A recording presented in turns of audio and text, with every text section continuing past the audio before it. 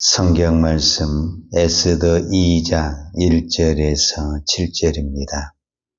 그 후에 아하수에로 왕의 노가 그침에 와스디와 그가 행한 일과 그에 대하여 내린 조서를 생각하거늘 왕의 측근 신하들이 아뢰되 왕은 왕을 위하여 아리따운 처녀들을 구하게 하시되 전국 각 지방의 관리를 명령하여 아리따운 처녀를 다 토성 수산으로 모아 후궁으로 들여 궁녀를 주관하는 넷이 해계의 손에 맡겨 그 몸을 정결하게 하는 물품을 주게 하시고 왕의 눈에 아름다운 처녀를 와스디 대신 왕으로 삼으소서 하니 왕이 그 말을 좋게 여겨 그대로 행하니라. 토선 수산에 한 유다인이 있으니 이름은 모르드게라. 그는 베냐민 자손이 기스의 증손이요 시므의 손자요 야일의 아들이라. 전에 바벨론 왕 느부갓네살이 예루살렘에서 유다와 여고나와 백성을 사로잡아 갈 때에 모르드게도 함께 사로잡혔더라. 그의 삼촌의 딸 하다사 곧 에스더는 분모가 없었으나 용모가 곱고 아리따운 처녀라. 그의 분모가 죽은 후에 모르드게가 자기 딸같이 양육하더라. 아멘. 자, 오늘은 에스더 2장 1절에 보면 그 후에 그랬습니다. 그 후에. 자, 그 후에란 단어가 여러 가지를 의미합니다. 에스더 1장 사건을 연결해서 우리가 이 말씀을 살펴봐야 되는데, 에스더 1장에 보게 되면은 이 바사왕, 페르시아 왕이라고 할 수 있는 이 바사왕이 아하스로 왕이 본인이 왕이 된 다음에 전국에 약 127도라고 하는 전국의 지방관들과 지도자들을 불러서 6개월 동안 약 180일 동안 큰 잔치를 벌였습니다. 어마어마하죠. 여기까지만 했으면 문제가 없어요. 그런데 이 180이 끝난 다음에 이 왕이 이제 이 잔치를 180일 동안 했으니까 신하들이나 또 궁녀들이나 후궁들이 수고를 많이 했잖아요. 또 여기서 또 우리가 또 잔치를 7일 동안 또 하게 되는 이 7일째 되는 마지막 날에 에스더 1장 10절에 보면 제7일에 왕이 주흥이 일어났어요. 이제 술이 취해버렸어요. 술이 취해서 어떤 명령을 내리게 되냐면은 자기 왕비가 와스더인데 와스더가 아주 예뻤는 것 같아요. 그래서 그 아름다운 것을 모든 신하들에게 자랑하고 싶어가지고 와스디를 부른 거예요. 근데 와스디도 그 여인들하고 잔치라고 써가지고 왕의 명령을 거역하고 안 나온 거예요. 그러니까 이 왕이 너무 그냥 화가 팍 나게 되는 거예요.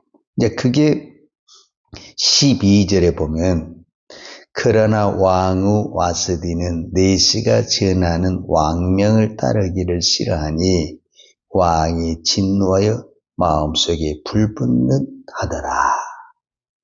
그러니까 이제 왕이 자기 뜻대로 안 됐잖아요. 그러니까 그리고 또 신하들 앞에서 큰 소리치고 우리 왕비가 와스디가 이렇게 이쁘다고 다 큰 소리치고 불렀는데 안 왔으니 얼마나 기분이 상하겠어요. 그러니까 막 팍 화가 나가지고 어떻게 했습니까? 결국 왕후 와스디를 그 왕후 자리에서 폐위를 시켜버렸어요. 자, 그리고 그 후에 성경은 오늘 2장에 와서 그 후에 그랬는데 그러면 그 다음 사건 후에 바로 그랬냐? 꼭 그렇지는 않아요.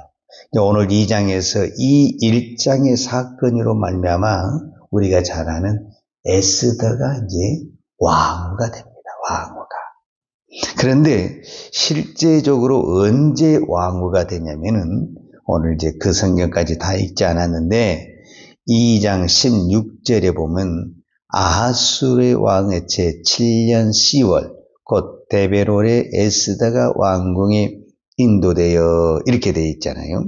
자, 그러고 보면은 이 아하수르 왕이 제7년에 누가 왕비가 되냐면은 에스더가 왕비가 되는 것입니다.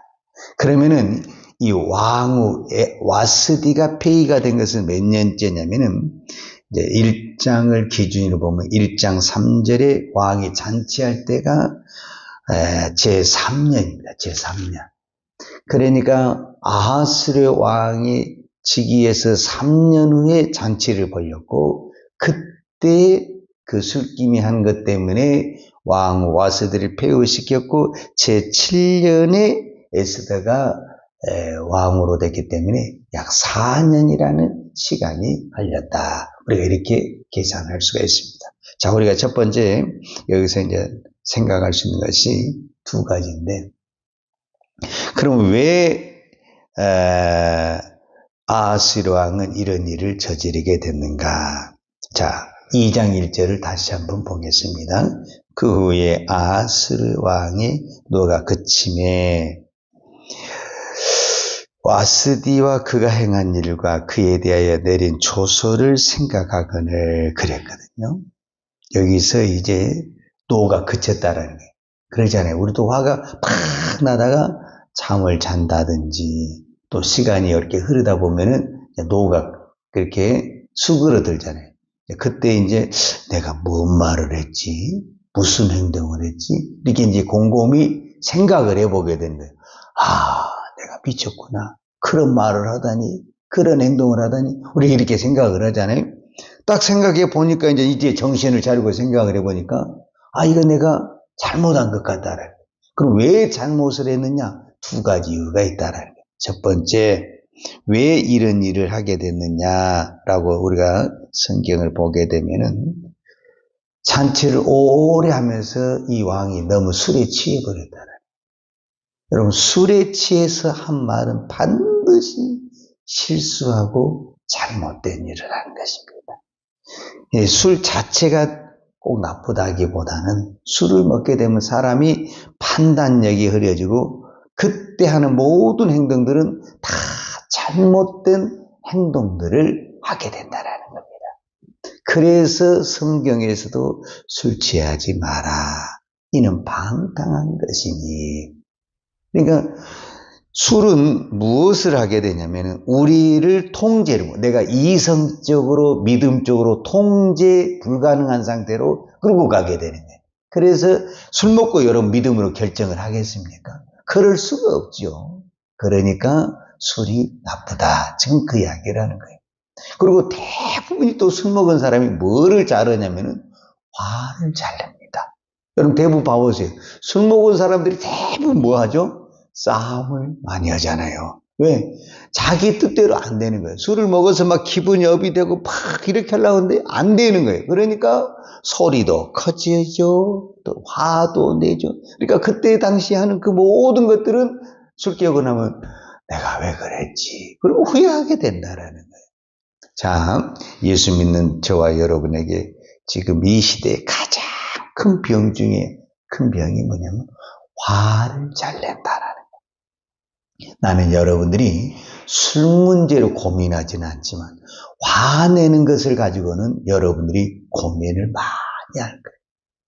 예수 믿는 사람들이 화냅니까 안 냅니까? 의외로 화를 잘 냅니다. 내 뜻대로 안 된다고 해서 화내. 교회 갔더니 나를 무시한다고 화내. 교회 갔더니 또 보기 싫은 사람이 있어서 화내. 하여튼 화낼 일이 이렇게 많은지 몰라. 의외로 예수 믿는 사람들이요, 화를 잘 냅니다. 화를 내는 것은 완전히 내가 지금 사단에게 넘어가게 되는 것입니다. 사단은 우리를 건들지를 못합니다. 즉 우리를 넘어지게 못하는데 무엇하게 만드냐면 꼭 화를 내게 만들어. 그러면서 화를 낸 사람이 내가 화를 안 내려고 그래. 여러분 이 세상에 누구한테 물어보십시오. 나는 화내면서 살 거야.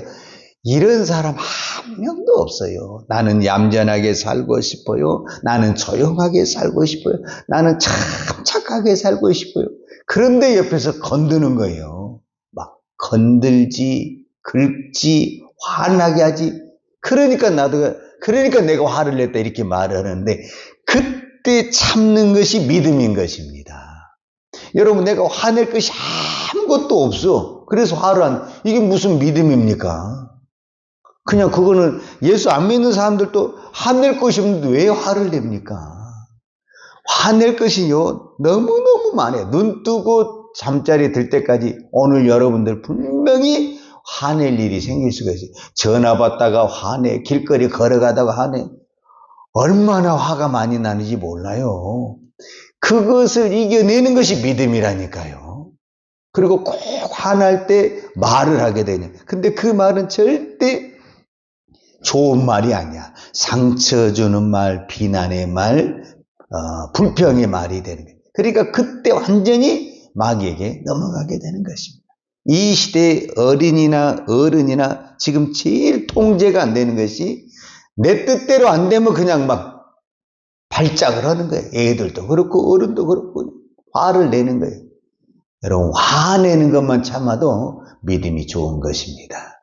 오늘도 여러분이 무슨 일이 있어서 화날 일이 있을지 모르겠지만 분명히 기분 나쁜 애, 화난 일이 분명히 있을 수 있어요. 그때 이거를 참는 것이 믿음이구나 하고 그것을 이겨내야 됩니다. 어찌됐든 아하스왕은 이 두 가지 사건, 술을 먹고 결정하고 화느낌에 결정한 그것이 큰 실수를 한 게 자기 부인을 버려버렸다라는 거예요. 이건 큰 사건인 거예요. 그래서 이제 새로운 사람을 불러들이는데, 여기 이제 하나님의 역사가 들어가는데, 원래 왕비라는 것은 아무 사람이나 되는 게 아닙니다. 귀족이라든지 집안이 좋아야 돼, 집안이. 여러분, 결혼할 때 뭘 보냐면은, 우리 평범한 사람도 집안을 보는 거예요. 부모가 뭐 하시냐, 부모가 살아 계시냐. 여러분, 이거 기본으로 물어봅니까? 안 물어봅니까? 이거 기본인 거예요, 이거. 근데 왕비가 되는데 부모님이 살아 계시냐, 부모님이 뭐 하시냐, 이거는 너무너무 기본인 거예요. 그런데 신하들이 왕에게 어떤 건의를 하냐면, 왕족하고 귀족에서는 안 됩니다. 이건 제가 한 이야기고, 전국에 있는 모든 지방관들에게 명령해서 가장 아름다운 여인을 뽑아야 됩니다. 왜 그랬는가? 이 왕이 화가 났을 때 옆에서 부추겨가지고 왕비를 폐위시키게 한 사람이 신하들거든요. 근데 다시 새로운 왕이 온다든지 와스디가 다시 오게 돼가지고 귀족이 오게 되면 제일 위험한 사람이 왕후를 폐위시킨 신하들인 거예요. 그러니까 왕을 생각은 척하지만은 사실은 자기들이 살고 싶어서 전국에 있는 가장 아름다운 사람을 뽑아야 됩니다. 이렇게 왕에게 건의를 한 거예요. 왕은 속도 모르고 그래 그렇게 하자 이렇게 하게 되는 거예요. 그래서 누가 뽑히게 되느냐? 에스더가 뽑히게 되는 것입니다. 자, 오늘 7절을 보십시다. 그의 삼촌, 이 삼촌이 이제 모르드게고 삼촌의 딸 하다사.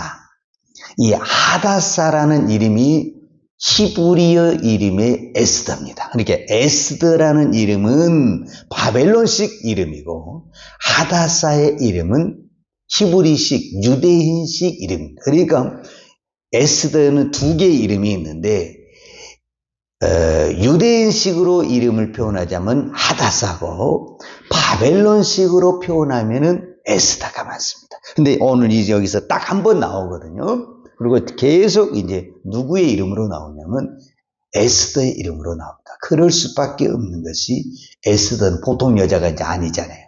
왕후가 됐고 그 한 나라의 왕비가 됐는데 유대인 이름 쓰면 안 되잖아요. 그래서 에스더라는 이름을 쓰게 되는 것입니다. 그런데 에스더는 오늘 성경에 보는 대로 삼촌이 키웠어요. 그의 부모가 무슨 사연인지는 모르지만 포로 와서 또 어떤 노역을 하다가 부모님 일찍 돌아가셨어요. 그리고 삼촌이 키웠어요. 그리고 유대인이에요.